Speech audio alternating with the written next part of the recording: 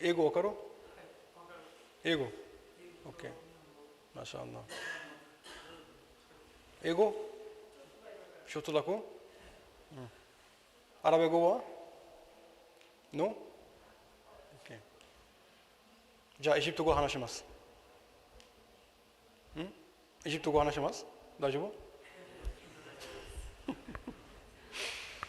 السلام عليكم ورحمة الله وبركاته. الحمد لله رب العالمين والصلاة والسلام على أشرف الأنبياء والمرسلين سيدنا محمد وعلى آله وصحبه أجمعين. اللهم علمنا ما ينفعنا وانفعنا بما علمتنا وزدنا علما وألحقنا بعبادك الصالحين. رب اشرح لي صدري ويسر لي أمري واحلل عقدة من لساني يفقه قولي. Before anyone who have any questions, I will just give like maybe 2 or 3 minutes about i'tikaf. Then if anyone have any question, you can inshallah ask. I'tikaf, because I think all of you are Ahnaf, right? Must be Ahnaf, right? No? Hanaf, yes. And I'm Shafi'i. So we are because in Japan is the most biggest madhab, Ahnaf and Shafi'i. Even in the world, actually, in the world. Like, in the world, I think we have 700 million are Ahnaf and 640 are Shafi'i. So the biggest population in the world is Ahnaf and Shafi'i. This is among the Muslims. So anyway, i'tikaf for Ahnaf and for Shafi'iyya is Sunnah, of course. And Sayyidina Muhammad sallallahu alaihi wasallam used to do i'tikaf, especially in the last 10 days in Ramadan. So he come in the day of, like before the end of the day of 20th of Ramadan. So the night will be 21. Because in Muslims, our night starts first, then the day. So the night of 21, which is the day is 20. Before sunset, Sayyidina Muhammad sallallahu alaihi wasallam come to the masjid and he started i'tikaf until the last night of Ramadan. So the night will be night of Eid. The night will be night of Eid. Then we pray Maghrib and he can go to his house again. This is about i'tikaf. If a person doing i'tikaf, of course he can do 2 ways. Complete i'tikaf as Sunnah as Sayyidina Muhammad sallallahu alaihi wasallam is doing 10 days, or you can make particular i'tikaf like 1, 2, 3, 4 as your capacity. You can do 1 day, no problem. 2, 3, no problem. It's okay, inshallah. I'tikaf is not by exact time. How? Now, while you are sitting, you can have intention that you are making i'tikaf, and you are taking reward until the time you will leave you leave the masjid. No problem. This also is i'tikaf. So we are speaking about the complete i'tikaf as Sayyidina Muhammad are doing, or particular i'tikaf. You can, whenever you are coming to the mosque, if you have intention that we are now making i'tikaf, it's i'tikaf and you are taking reward from Allah subhanahu wa ta'ala. Okay? If you are doing the big i'tikaf, which is 10 days, you are not allowed to go out the masjid anymore until the end of i'tikaf. Be careful. If you went outside the masjid without any big reason, then your i'tikaf is prohibited and you have to repeat again. So don't come in the middle of i'tikaf or after 7 days and go out to speak with someone without necessity. There is no any important thing, and just went out. Your i'tikaf is done. So it's big danger actually. Second, if someone of you are making i'tikaf and he is married, if for some reason he met his wife and got the kind of relation, his i'tikaf also is done. Same for a woman also. If she is making i'tikaf and she did the relation with her husband, her i'tikaf is prohibited. This is the main things about i'tikaf. It's very simple. You need just niyyah and start make i'tikaf from before the beginning of the night of 21 and finish at the night of Eid.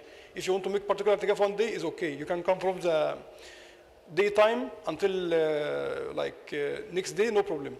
What's the difference? In your madhab as Hanafi, especially in the Ramadan, when you want to make i'tikaf, you must be fasting. This is a big difference.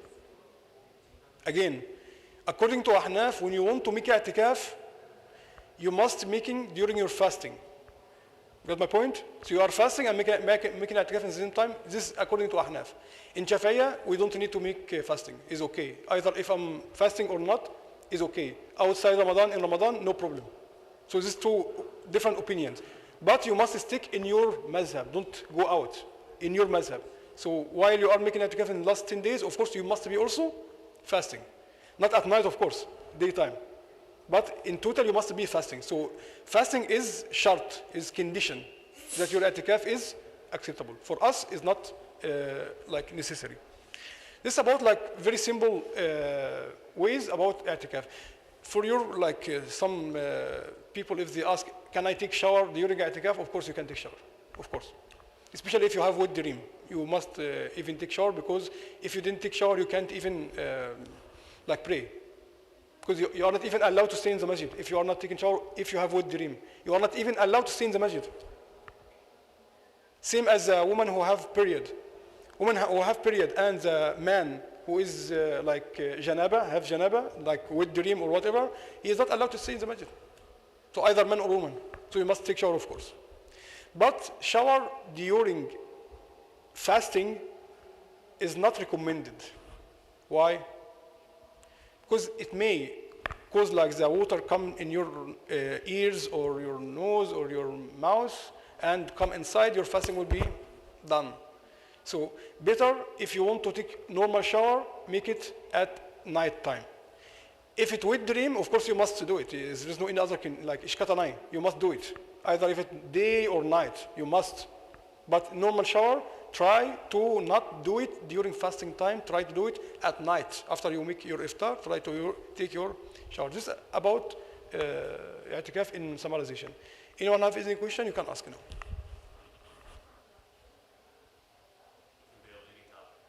Yes, it's okay. Sorry. I have a question. So it's sort of a Salah, people coming in ninth grade.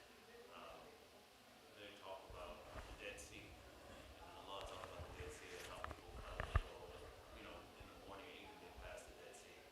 What is the Islamic approach to these sites where Allah in the Quran has destroyed these people? What is a Muslim? How should we approach these sites? You speak about Dead Sea? Yes. Dead Sea in Jordan. Yeah. So I speak about the people of Sayyidina Lut alayhi salam. Yeah. Yeah. So what should the Muslims approach be? Because these are obviously warnings from Allah. Yeah. So how should we approach this? Yes. Actually, it's related to hadith of Sayyidina Muhammad sallallahu alaihi wasallam. Not only about the Dead Sea, about the people of Sayyidina Salih alayhi salam. We call it, the place is Al-Mada'in, Mada'in Salih. So when Sayyidina Muhammad sallallahu alaihi wasallam and his Sahaba, according to hadith sahih, not even Hasan, hadith sahih, they were like passing through the Mada'in Salih, the place which the people of Sayyidina Salih alayhi salam has been punished. Okay? And they saw there because they were like very special to make houses inside the mountain itself, from the stones itself. Like they were very genius about this. So Sahaba tried to drink from the well of those people and to use their like pots and like equipment. Sayyidina Muhammad sallallahu alaihi wasallam said, don't. It's not allowed. Not only that, when you see such place like that, a punishment place, you should put your low your vision and remember what happened to those people. And وَادْخُلُوهَا بَاكِينَ, if you even can cry, start to cry, if you want to cry. Because it was like very disaster time, very disaster place. It's not something for fun. Same as the Black Sea, as you mentioned. Black Sea is originally, yes, the Dead Sea. This is the place we call it Al-Bahr al-Asad or Dead Sea in Arabic. Black Sea or Dead Sea. Yeah, same. No. For us, we can call it the Dead Sea or Black Sea. Yeah. But of course, the famous name, as you mentioned, Dead Sea. Dead Sea is the original place of the village of the people of Sayyidina Lut alayhi salam. So it was no real village, was normal village. Then it has been taken to the heaven and put down again as a punishment. That's why scholar says that there is no any like fish or any like being can exist in that sea. That's why they call it Dead Sea, Al-Bahr al-Mayit, in Jordan. Giving you, of course, a sign that you as a Muslim remember that that thing happened to a people who went against the Prophet of Allah subhanahu wa ta'ala one day, and that was their punishment. They didn't take the warning from Allah subhanahu wa ta'ala, and that was their punishment. And it may happen to anyone. May happen to anyone. So it's not easy to say such thing like that. When you see such thing like that, you need to remember Allah subhanahu wa ta'ala and what kind of punishment He can give. But He's the most merciful. He's giving us His mercy day by day by day by day. So are we how can I say, grateful for that kind of mercy, or we will go the same way as Qawm Lut or Qawm Salih or Qawm Hud or those people? It's a big sign, big question for us. Whenever you are seeing something, either it's normal thing, some creation from Allah subhanahu wa ta'ala, or some place of punishment, or your own self, all these things making you connected with Allah subhanahu wa ta'ala and to remember Allah subhanahu wa ta'ala. Even وَفِي أَنفُسِكُمْ, in Quran mentioned, وَفِي أَنفُسِكُمْ أَفَلَا تُبْصِرُونَ, even yourself. If you look at yourself and how amazing Allah subhanahu wa ta'ala created you from nothing. It's a big sign to make you close to Allah subhanahu wa ta'ala, and how powerful He is, and how merciful He is, and how many blessings He gives to you in your life. So, based on this, anyone have any question? You have? Of course. Yeah. Sheikh Muhammad. For example, if someone is Hanafi, Yes. he changes mazhab into something else like Shafi'i. Your question is has 2 points. First point, if someone Hanafi, can he change to Shafi'i or Hanbali or Maliki? The 2 points is if he will change for one mas'ala or 100%. Right?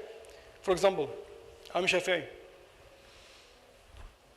According to Zakat al-Fitr, I use Mazhab al-Ahnaf in this point.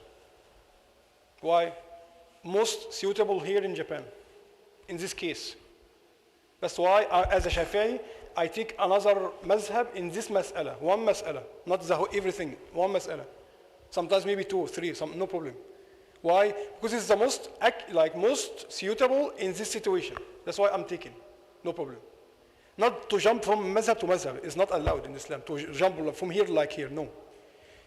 In one mas'ala, if it's not easy to implement your own mazhab in this mas'ala, if it's not easy, then you can take from other mazhab. That's why in Zakat al-Fitr, as a Shafi'i, I take the mazhab of Ahnaf. Right? Because it's the most suitable here in Japan. So your mas'ala is, if someone, for example, he is Shafi'i and want to change his mazhab completely, is it acceptable? Yes. But he need first to study the 4 mazahib. And after studying the 4 mazahib, he become like 100% sure the other mazhab he will change to is the most accurate. Why? Because all of us believe that the 4 mazahib are representing Ahl Sunnah wal Jama'ah, and one of them are the most accurate. That's why you are following. So for me, I'm using this because I'm thinking this is the most accurate. And for you, you are using this because you are thinking this is the most accurate. And both of us are correct. Because this is ijtihad. It's not something like ayah muhkama is one meaning. No, it's it has different and types to understand the verse itself or the hadith. Okay? So in this case, if you want to change from one mazhab to another mazhab, you need first to study the other 3 mazahib and compare and then say, okay, I think the most accurate is this one, then I only stick for it. Otherwise, no. It's not easy like to change from like place to place. And advice, if you are living in a place and the majority are following one mazhab, don't change your mazhab. Don't.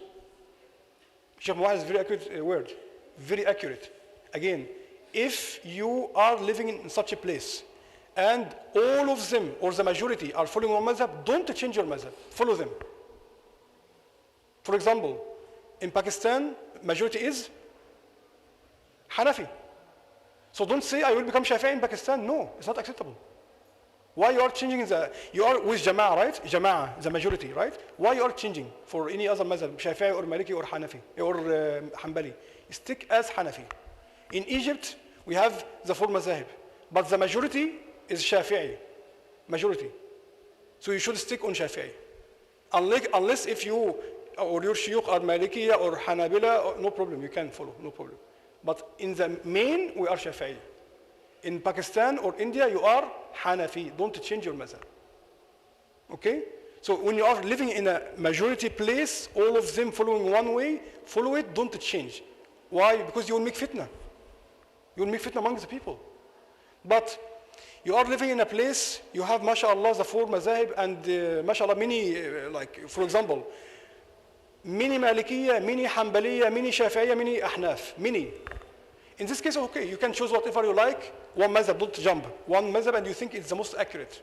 But if you really will live always in this place, which is have like the whole mazhab, and you think your own mazhab is not like suitable with you, and you are taking the other mazhab completely, not to change and jump. But any other case, as I mentioned, and this is the majority, when you are going to any other country, you will see majority of them following one mazhab. Either Malikiyya, especially in Tunisia and Algeria and these countries, and Africa, Malikiyya. You will find them praying like this. You will see like this. You see Allahu Akbar and stand like this. You will not make it like this or this, like us. No, like this. And this Sunnah and Nabi Sallallahu Alaihi Wasallam also. This is also Sunnah. Also have chain of narration until Sayyidina Muhammad Sallallahu Alaihi Wasallam. Your way when you are standing like this, Mazhab al-Ahnaf, is also chain of narration until Sayyidina Muhammad Sallallahu Alaihi Wasallam. It's not something Imam Abu Hanifa invented by his mind, no. That's how he learned the prayer by chain of narration until Sayyidina Abdullah ibn Mas'ud. It's not someone inventing some or give bid'ah, house bid'ah. It's not like that. Chain of narration. For our way, Sayyidina Abdullah ibn Abbas stand like this. Hanabila, Sayyidina Abdullah ibn Umar, or some have some difference. This is the way. So changing your mazhab is not easy issue. And if you are from a region like Egypt or India or Pakistan or Indonesia or Malaysia or these things, for example, Malaysia and Indonesia, 100% Shafi'iyya. Why you change for Maliki, for example, or Hanbali? No, Shafi'i. In India, in Pakistan, don't change. You are Hanafi, don't change. Because you are living with the people, all of them are Ahnaf. So they are praying like this and you are praying, for example, like this. Then why? People will start asking you what you are doing, right? For example, in Ahnaf, women are not allowed to make i'tikaf in masjid. She should make i'tikaf in her house. But in my mazhab, she can make i'tikaf in masjid. If, like, woman living, like, all of them are Ahnaf, and she's only Shafi'iyya, she will make fitna with them. If she one woman living in Pakistan, and she want to make i'tikaf inside masjid, it will not be go easy. And opposite, if she is living among Shafi'i and say, no, you are not allowed to do this, it's not acceptable. So we need to respect each other, and all mazhab are correct. The four mazhab, all of them are referring to Sayyidina Muhammad Sallallahu Alaihi Wasallam. You can, if you want to go to Tokyo, you can go by plane, by train, by car, and all of them are correct. All of them will lead you to Tokyo. It's same. All of those four mazhab are leading you to Sayyidina Muhammad Sallallahu Alaihi Wasallam. Whatever you are using, inshallah, is correct, inshallah. But don't use any other thing except those four mazhab. Don't jump and give me mazhab number 5. It's not acceptable. We have only 4 mazhab. Any other thing before we finish? Maybe we have 3 minutes. No one else has one. Okay. So we are living in Japan, and a lot of the scholars say that if you're living in a non-Muslim country, predominantly non-Muslim country, then you have an obligation to give dawah. Can you give just the basics real quick on the rules of giving dawah, like the etiquette of giving dawah? Okay. First of all, Allah subhanahu wa ta'ala saying in Quran, وَمَا أَرْسَلْنَا مِن رَسُولٍ إِلَّا بِلِسَانِ قَوْمِهِ. Means when you are in a non-Muslim country and you will involve in da'wah, you must speak their language. This is like first. Second, you need to study the culture of the country, wherever, if you are in US or you are here or wherever. Studying the culture will open your mind how to get involved with them and how to speak with them, how to put the information in their mind. Third, here in Japan, your deeds before your words. This is more than enough, actually. Your deeds before your words. Don't say Islam is nice, Islam is like this, Islam is like this, Islam is like this, and you are smoking and someone committing zina or if you say something, do it. If you give dawah to some people, non-Muslims, if you say something about Islam, do it first. Implement on yourself first. You say Islam, we are not allowed to lie. Start with yourself. With yourself. Islam say we must be honest. You must be honest first. Then they can believe you. Why? Here in Japan, it's not like other countries. Here, for example, you are from US, right? Okay. You are representing US. Although in US, millions of people. No. They think you are US. So if you did one mistake, it means all American people, same. Same as you are a Muslim. You are the only Muslim in front of them. So you are not Muslim, you are Islam. Be careful. Here in Japan, it's like this. Especially not in, I'm not speaking about Kobe, because many people actually misunderstand. If you live in the original places in Japan, you will understand what I'm saying. I lived there 2 years, and I know what kind of environment they have. It's not like here. Here, people are very friendly with foreigners. Fine, everything is fine. But you will go some places, they will get shocked because you are foreigner. Some people of them never met any foreigner in their life. I saw by my eye. Some person 60 years old, first foreigner to meet in his life, it was me. He got shocked. Gaijin, he couldn't even afford. So, deeds before words. And try to, because of the culture, try to speak about something they are interested in. And never, my advice, never open the subject of religion with anyone Japanese, directly like this, no. We make it we call it sandwich. Speak about something very, even soccer or anything they are interested in. And then one or two small information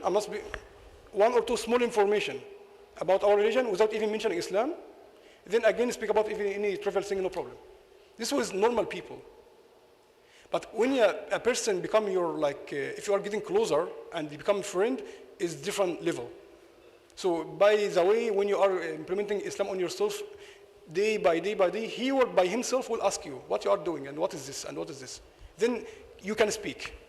But for normal people, you need to be careful, never use the word of Islam or religion in front of him. Why? If you say like that, actually they respect everyone and they respect every religion. But for them, they don't even like any religion. It's not about you as a Muslim. Even if you are a Christian, same. If you are a Jewish, same. Don't say my and God, no. By wise, wisdom. Speak about normal things, which is common things. They like it. Food, anything. Then one or two small, say our dear Prophet, peace be upon him, was eating by this way. He was treating his women by this way. He did this way. And stop and continue another normal topic. And it takes long time. So don't rush. Don't wait for the result today. Maybe a person you are giving dawah, after 2 years, he will convert to Islam. Not like American people.